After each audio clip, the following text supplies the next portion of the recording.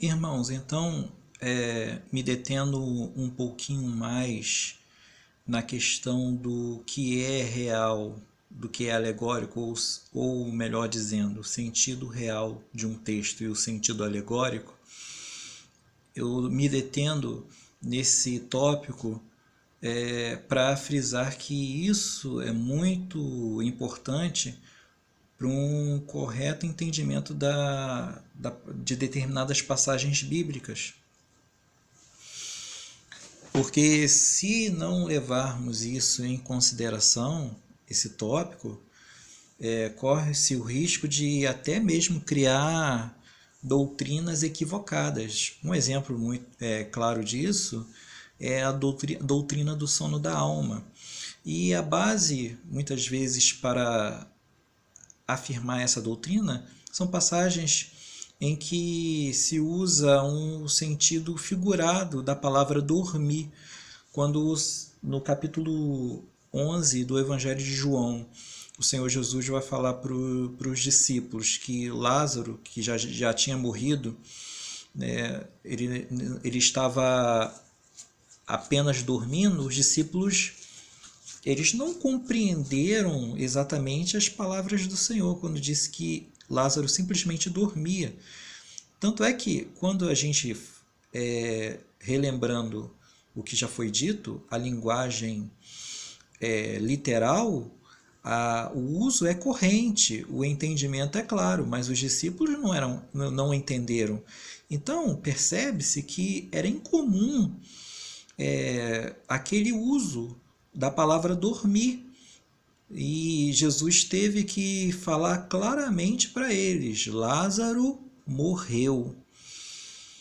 E outras passagens em que é empregado o verbo dormir, como por exemplo 1 Coríntios, capítulo, se eu não me engano, capítulo 11, vai dizer que e não são poucos os que dormem, se referindo às pessoas que morreram.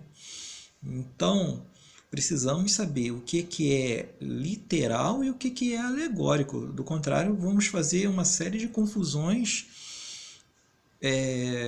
com o texto bíblico, principalmente determinadas passagens. E eu quero trazer alguns exemplos da importância da questão da linguagem figurada, principalmente, quando isso tanto no que diz respeito aos evangelhos e à Bíblia como um todo, quanto no que diz respeito à literatura, tanto brasileira como universal. Melhor, tanto brasileira como estrangeira, melhor dizendo. Então, há um livro chamado Grande Sertão Veredas, escrito por um maravilhoso escritor chamado Guimarães Rosa. E ele faz uma viagem ao sertão de Minas, e essa viagem o semiárido de Minas Gerais, um sertão, e essa viagem fica gravada na memória dele, e tanto é que é inspiração para o livro que ele escreveu, Grande Sertão Veredas, que eu mencionei.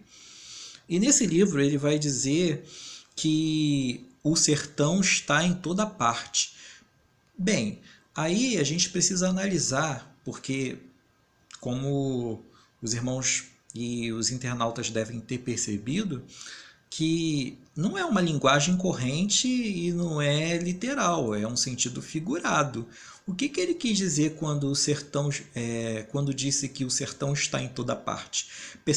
Perceba-se que ele não está mais falando do sertão de Minas Gerais, mas ele deslocou a discussão do âmbito geográfico para o âmbito filosófico existencial, porque diz respeito a gente pode, a questão da humanidade como um todo. A gente pode fazer várias conjecturas interpretando a partir do que ele escreveu no livro. Lembra, o contexto vai ajudar a explicar boa parte do uso das figuras de linguagem, ou melhor, do sentido figurado. E nesse contexto, parece que ele está falando de uma questão existencial, muitas vezes com o lado negativo, o isolamento social, o mal-estar entranhado no interior da humanidade, as suas escolhas, enfim, há uma série de interpretações que a gente pode fazer, mas que não vem ao caso.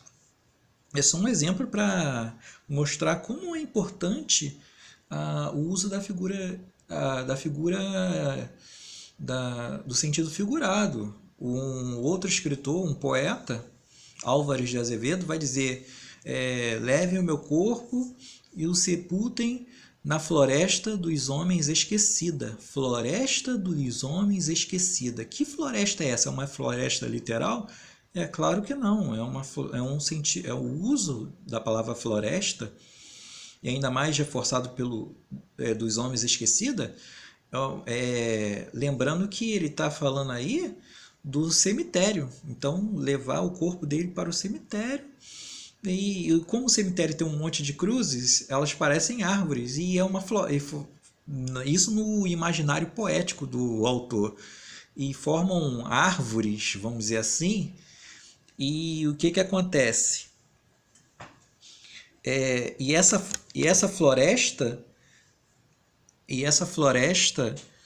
é esquecida pelos homens, porque nem todo mundo gosta de ir ao cemitério e procura esquecer que a morte muitas vezes bate a nossa porta. Então, é um uso feito por comparação, por proximidade. Então, percebe-se que a linguagem figurada é uma linguagem comparativa.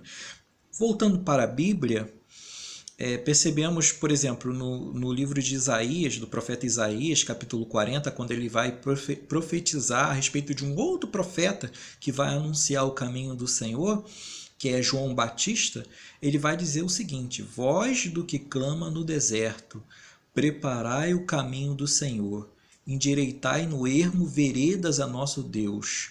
Todo vale será aterrado e nivelado todos os montes e outeiros, o que é tortuoso será retificado, e os lugares escabrosos aplanados, e toda a carne verá a salvação de Deus. Então, nós percebemos aí que ele está falando de João Batista e está falando de algumas circunstâncias envolvendo o ministério dele. Agora, o que ele quer dizer quando o vale será aterrado? Será que haveria uma grande obra da parte da engenharia da época para que preparasse o caminho do Senhor?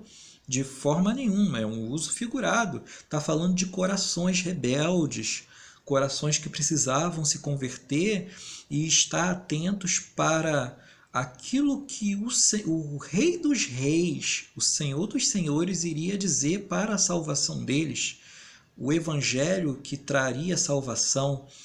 Então, percebe-se que essa passagem não é para ser entendida de forma literal. Uma coisa, vales, outeiros que serão aplanados, significa outra, conversões de corações rebeldes e precisavam ser convertidos.